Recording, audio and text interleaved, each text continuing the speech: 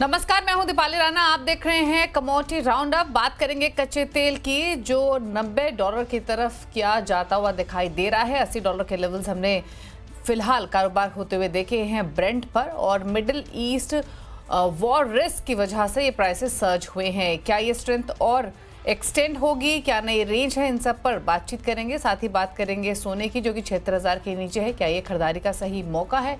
Long term perspective से क्या रणनीति आपकी गोल्ड पर होनी चाहिए? और बात करेंगे हल्दी की, क्या क्या हो क्या रहा है। प्राइसेस 13-14 हज़ार के आसपास आ चुके हैं, आज भी 1% नीचे कर रहे हैं कारोबार। इन सब पर बातचीत करने के लिए हमारे साथ है एनर्जी एक्सपर्ट नरेंद्र तनेजा, इब्जा के सेक्रेटरी सुरेंद्र मेहता भी हमारे साथ मौजूद हैं। साथ ही MOFSL के डायरेक्टर किशोर नारने और LNB एडवाइजरी सर्विसेज के रिसर्च एनालिस्ट भूपेश शर्मा हमारे साथ बने हुए। आप सभी का स्वागत है शो में। सबसे पहले बात करेंगे कच्चे तेल की, जहां पर मिडिल ईस्ट वॉर रिस्क के बीच में प्राइसेस हमने वापस सर्ज होते हुए देखे हैं। इस समय ब्रेंट $80 के आसपास ट्रेड कर रहा है, ऑल्दो $81 के पार भी कल के कारोबार में निकलता हुआ दिखाई दिया था। अब सवाल यही है कि अगर ये मैटर और इंटेंसिफाई होता है, जो कि फिलहाल लाइकली लग रहा है, तो ये प्राइसेस किस डायरेक्शन में जाते हुए दिखाई देंगे? नरेंद्र तनेजा हमारे साथ बने हुए हैं। मिस्टर तनेजा, नमस्कार, स्वागत है आपका। आपसे पहले भी बात हुई इसी मुद्दे पर, तब आपने कहा था कि अगर प्राइसेस थोड़ी भी टेंशन एस्केलेट होगी तो शायद 80 के पार जाएंगे, लेकिन बहुत तेजी नहीं रहेगी। आप फिलहाल की स्थिति को आप कैसे एनालाइज करते हैं? पहले तो जिस तरीके की सिचुएशन बन रही है, कहीं ना कहीं अब डर यह है कि किसी तरीके की वॉर टाइप सिचुएशन ना बन जाए। पहले तो आप ग्लोबली जियोपॉलिटिकल जो ये रिस्क फिलहाल बना हुआ है, इसे कैसे देखते हैं?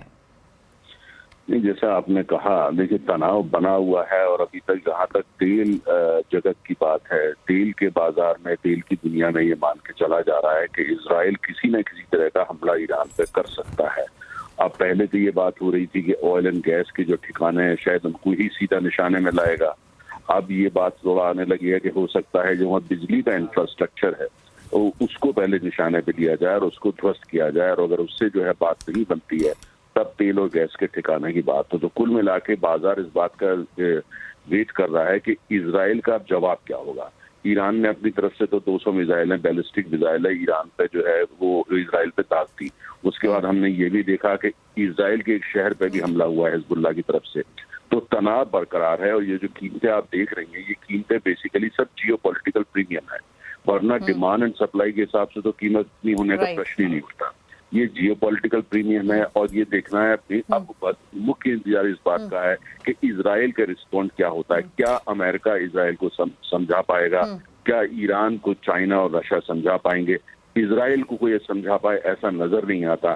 दूसरी, ऐसा लगता है कि अभी ये तनाव बरकरार रहने वाला। अगर ये तनाव बरकरार रहता है और इजराइल के खिलाफ कोई और कार्रवाई होती है तो जाहिर है तेल और ऊपर जाएगा।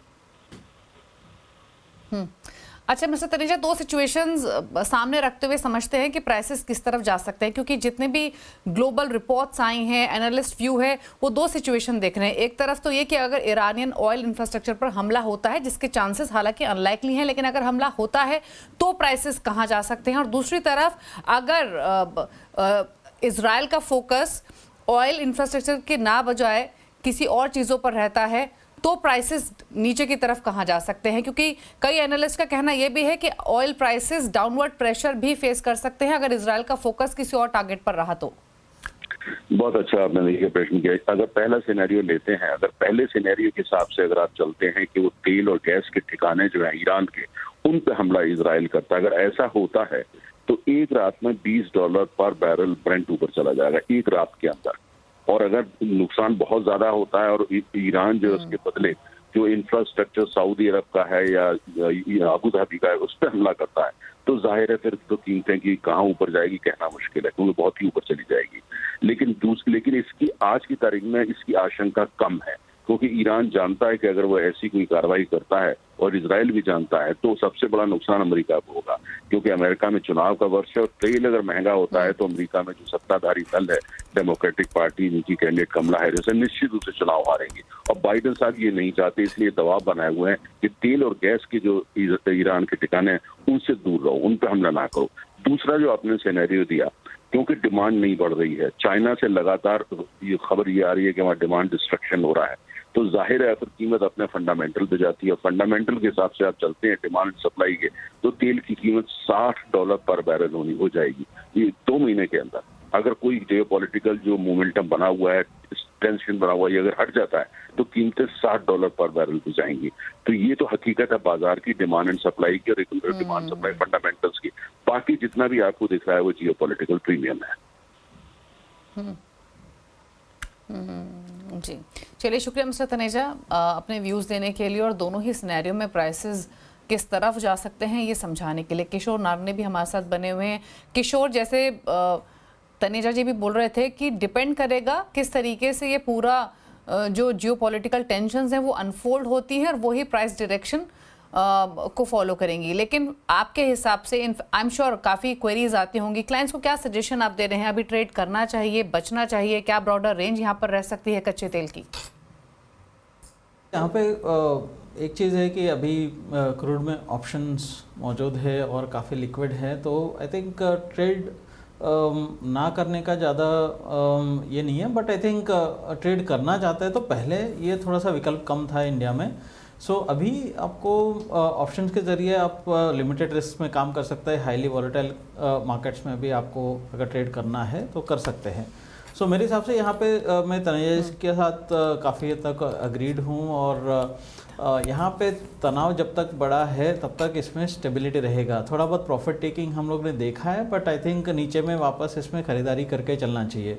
सो फ्यूचर्स में अगर ख़रीदारी करना है तो 6340 के आसपास के लेवल्स मुझे थोड़ा बेहतर लगता है, बट मेरे हिसाब से 6400 का जो कॉल ऑप्शन है 170-180 रुपये के आसपास अवेलेबल है, वो थोड़ा रिटेल इन्वेस्टर्स के लिए फ़ायदेमंद हो सकता है। 6400 का कॉल ऑप्शन आप 150-145 के आसपास स्टॉप लॉस मेंटेन कर सकते हैं। ऊपर में 220-225 अगर थोड़ा सा अगर रैली एक्सटेंड होता है तो वहाँ पे और भी फ़ायदा हो सकता है, तो 6400 का कॉल ऑप्शन खरीदने का सलाह दे सकता है। ओके, चलिए, तो ऑप्शंस के थ्रू आप ट्रेड ले सकते हैं, लेकिन डेफिनेटली जो इवेंट्स अनफोल्ड होंगे उनको क्लोजली वॉच कीजिए, क्योंकि उस हिसाब से प्राइस रिफ्लेक्शन हम कच्चे तेल में देखेंगे। फिलहाल घरेलू बाजार में 1.5% नीचे फिलहाल भाव है, लेकिन ऑलरेडी एक स्ट्रेंथ हम देख चुके हैं, 6377 के लेवल्स देखने को मिल रहे हैं। लेकिन चलिए अब बात करते हैं सिल्वर की। दरअसल एक इंपॉर्टेंट इवेंट होना है next week. Team of government officials अगले हफ्ते यूनाइटेड अरब एमिरेट्स जाएंगे और वहाँ डिस्कशन करेंगे, जो इम्पोर्ट सिल्वर इम्पोर्ट के रूल्स हैं उनको रीलुक करेंगे, क्योंकि FY24 में काफ़ी बड़ा सर्ज हमने देखा था सिल्वर के इम्पोर्ट्स में, तो उसको शायद रीलुक करने के लिए ये मीटिंग इंपॉर्टेंट हो सकती है। फिलहाल जो अग्रीमेंट है उसके मुताबिक जो इम्पोर्ट ड्यूटी है सिल्वर पर वो करंटली 8% के आसपास है, और as per agreement India committed है इस ड्यूटी को टेपर करके जीरो करने पर विद इन नेक्स्ट 8 ईयर्स। लेकिन खास बात, जैसे अभी मेंशन की, सिल्वर इंपोर्ट्स में हमने जो यूएई से होते हैं उसमें एक ह्यूज सर्ज देखा था, ऑलमोस्ट 5800% तक का FY24 में। सुरेंद्र मेहता हमारे साथ बने हुए हैं, उनसे समझते हैं इस पूरे ही सिनेरियो को। मिस्टर मेहता नमस्कार, स्वागत है आपका। पहले तो ये मीटिंग कितनी इंपॉर्टेंट रह सकती है, कितनी पॉसिबिलिटी है कि जो फिलहाल के रूल्स हैं उनको रीलुक किया जाए?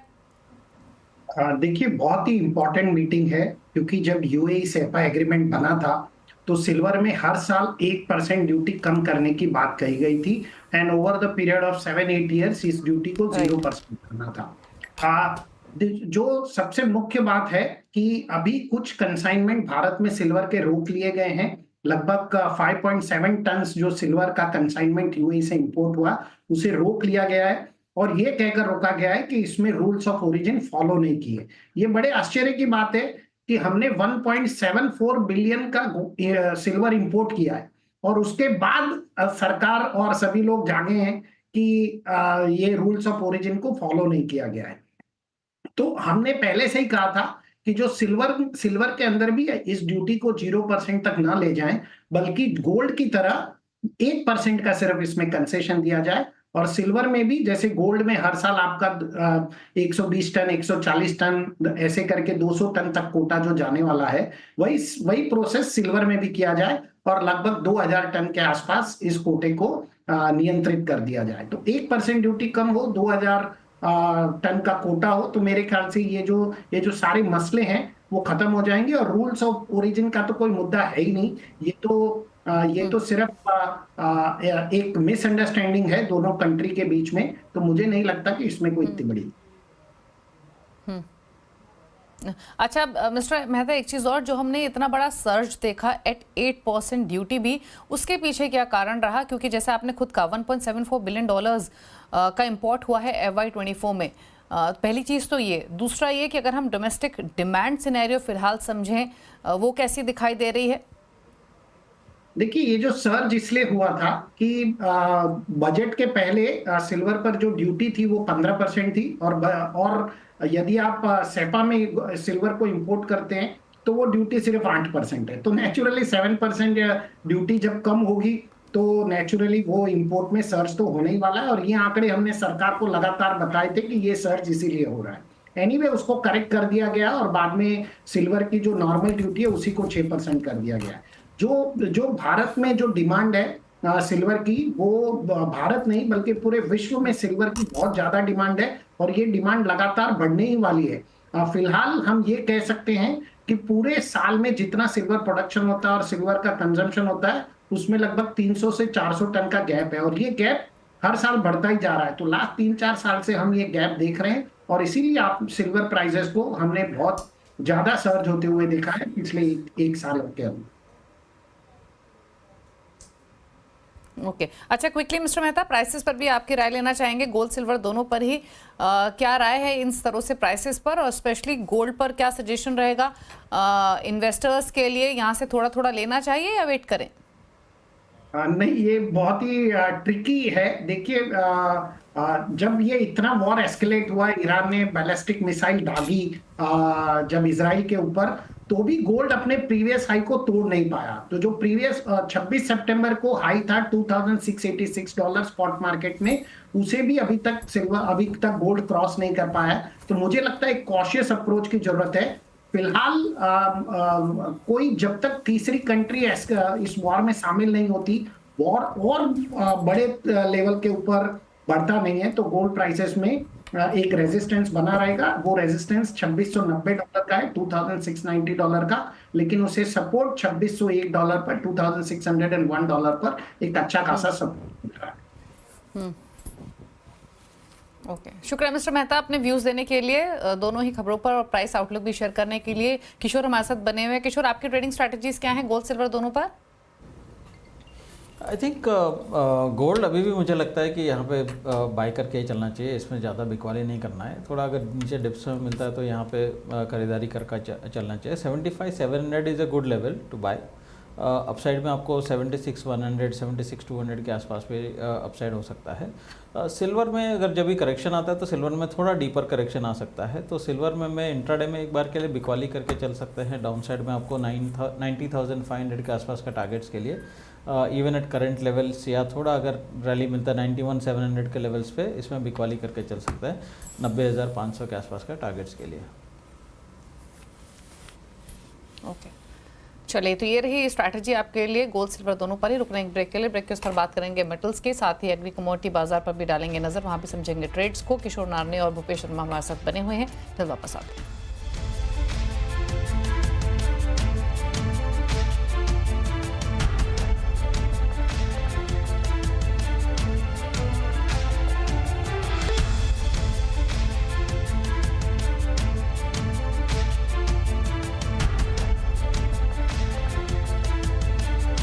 नारने और भूपेश शर्मा हमारे साथ बने हुए हैं, बात करेंगे अब स्ट्रैटेजीज की। पहले क्विकली मेटल्स पर बात कर लेते हैं और उसके बाद एग्री बाजार की तरफ रुख करेंगे। बेस मेटल्स पर क्या रहा है आपके किशोर?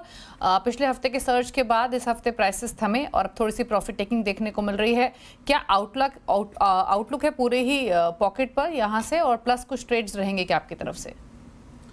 आई थिंक इन जनरल जो प्रॉफिट टेकिंग जो है कि पिछले हफ्ते का जो सर्ज के बाद एक प्रॉफिट टेकिंग देख सकते हैं कि जो चाइना का स्टिमुलस पैकेज को लेकर जो सर्ज आए थे, और दूसरी बात जो है कि फ्राइडे के नॉन फार्म पेरोल नंबर्स के बाद एक्चुअली देन थोड़ा बहुत जो रेट कट के ऊपर भी जो उम्मीद है थोड़ा सा कम हुआ है। एंड यूएस का अगेन ट्रेजरी यील्ड्स 4% के आसपास आ गया है, और डॉलर इंडेक्स भी 6-7 हफ्ते का हाई लेवल्स पे आ गया। सो डॉलर में स्ट्रेंथ है, बॉन्ड यील्ड्स बेहतर हुआ है, 2-3 हफ्ते का हाई पे आ गया है, तो उसके वजह से यहाँ पे थोड़ा प्रॉफिट टेकिंग देखने के लिए मिल रहा है। मेरे हिसाब से ये सिलसिला थोड़ा सा 1-2 दिन के लिए और जारी रहेगा। सो फिलहाल के लिए मैं कॉपर में बिकवाली का सलाह दूंगा। 839 के आसपास कॉपर बेच के चल सकते हैं, 831 का टारगेट के लिए। जिंक एक और मेटल होगा अक्टूबर वायदा 285 के आसपास, इसमें बिकवाली करके चल सकते हैं। 280 के आसपास का आपका टारगेट्स हो सकता है। तो ये दोनों मेटल में शॉर्ट टर्म वीकनेस नज़र आ रहा है। ओके, तो शॉर्ट टर्म वीकनेस देखने को मिल सकती है।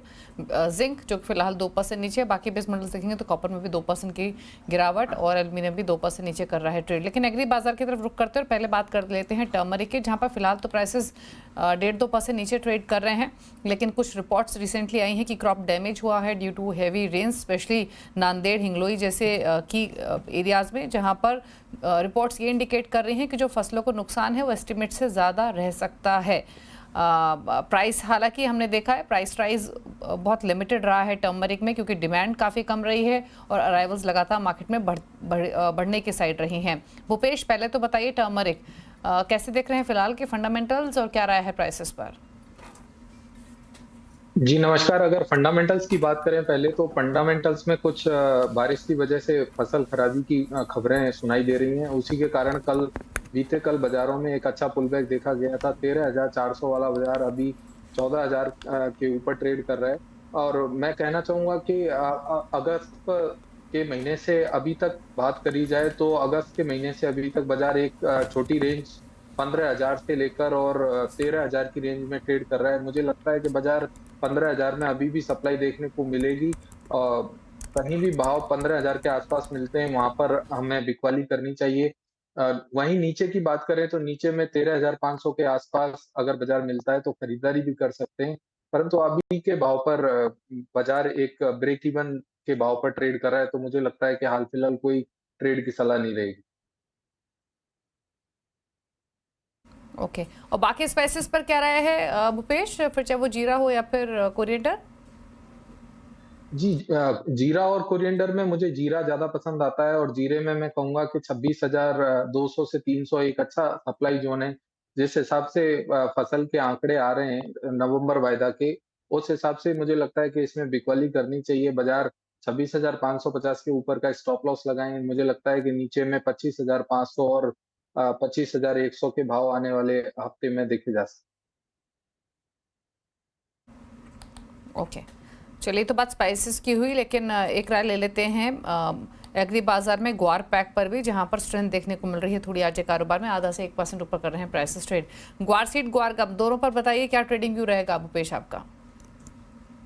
जी, ग्वार सीड और ग्वार गम के बाजारों को देखा जाए तो अच्छी खासी गिरावट पिछले 3-4 ट्रेडिंग सेशन में देखी गई है। तो एक कंसोलिडेशन का मूव कह सकते हैं इसको कि 5650 तक का एक पुलबैक देखा जा सकता है बाजारों में। तो जहां कहीं भी बाजार 5650 या 5655 के आसपास आते हैं, वहां अब मुझे लगता है कि इसमें बिकवाली करनी चाहिए। नीचे में हो सकता है बाजार एक बार 5450 से 5650 के बीच में ट्रेड करता रहे, परंतु 5450 के नीचे जाने पर ये मंदी और गहरी हो सकती है, जिसमें भाव नीचे में 5,300 और 5,200 तक के भी देखे जा सकते हैं आने वाले समय में। ओके, अच्छा एक राय डॉलर इंडेक्स पर भी ले लेते हैं। यहाँ पर क्या व्यू रहेगा आपका किशोर डॉलर इंडेक्स पर? आई थिंक डॉलर इंडेक्स अभी फ़िलहाल के थोड़ा सा मजबूत रहेगा। अगेन जो हालांकि डेटा रेट कट्स के बावजूद भी मुझे लगता है कि फेड यहाँ पे थोड़ा सा स्लो डाउन रहेगा। मेरे हिसाब से 50 बेसिस पॉइंट का रेट कट एक ही बार होगा और आगे जो है 25 बेसिस पॉइंट का रेट कट हो सकता है। कि हालांकि फेड का जो रेट कट का सिलसिला जारी रहेगा because they want to be ahead of the curve, but जो इकोनॉमी है, ब्रॉडर इकोनॉमी अभी भी काफ़ी हॉट है, काफ़ी अच्छा सिग्नल्स दिखा रहे हैं। सो जो नॉन फॉर्म पेरोल का नंबर है स्पेशली, उसके बाद डॉलर इंडेक्स मजबूती देखने के लिए मिल रहा है। So we are still positive on dollar index and probably US का जीसेक जो है 10 ईयर यील्ड भी आई थिंक 4.1 4.15 तक भी इसको अपसाइड जा सकता है। फिलहाल 102.41 पर डॉलर इंडेक्स ट्रेड करते हुए दिखाई दे रहा है। अच्छा, एक क्विकली कॉटन पर और ले लेते हैं भूपेश की, उसके बाद शो को समेटने का भी समय हुआ है। भूपेश, कॉटन पर आपका क्या आउटलुक है? एक्सपेक्टेशंस तो ये हैं कि प्राइसेस अब यहाँ से और नीचे नहीं जाएंगे, डिमांड भी थोड़ी इंप्रूव होते हुए दिखाई देगी। इंटरनेशनल मार्केट्स में ऑलरेडी प्राइसेस काफ़ी हल्के हो चुके हैं, लेकिन बॉटम बनाने के बाद इंटरनेशनल मार्केट्स में भी थोड़े से रिकवर हुए हैं प्राइसेस ऑलमोस्ट 10% तक। क्या व्यू है इन लेवल से?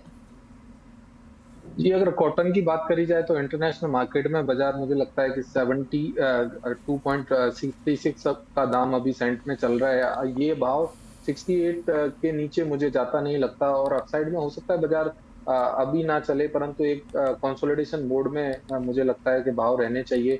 नीचे में 68, ऊपर में 73 आइदर साइड के अपसाइड में कहूंगा कि 73 के ऊपर निकलने पर बाजार में एक अच्छा अपसाइड तकरीबन 10 से 15% का अपसाइड देखा जा सकता है, जिसमें भाव 79 और 83 तक के देखे जा सकते हैं इंटरनेशनल कॉटन में। ओके, फिलहाल 56,500 के लेवल्स देखने को मिल रहे हैं M6 कॉटन पर। आज आधा % नीचे कर रहे हैं प्राइसेस ट्रेड। चलिए, शुक्रिया किशोर और भूपेश आप दोनों का ही शो में आने के लिए और अपनी स्ट्रैटेजीज, अपने व्यूज़ शेयर करने के लिए शुक्रिया। इसी के साथ एक ब्रेक का भी वक्त हो गया है। ब्रेक के उस पर अब देखिए वायदा मार्केट का पूरा एक्शन फ्यूचर एक्सप्रेस में। नमस्कार।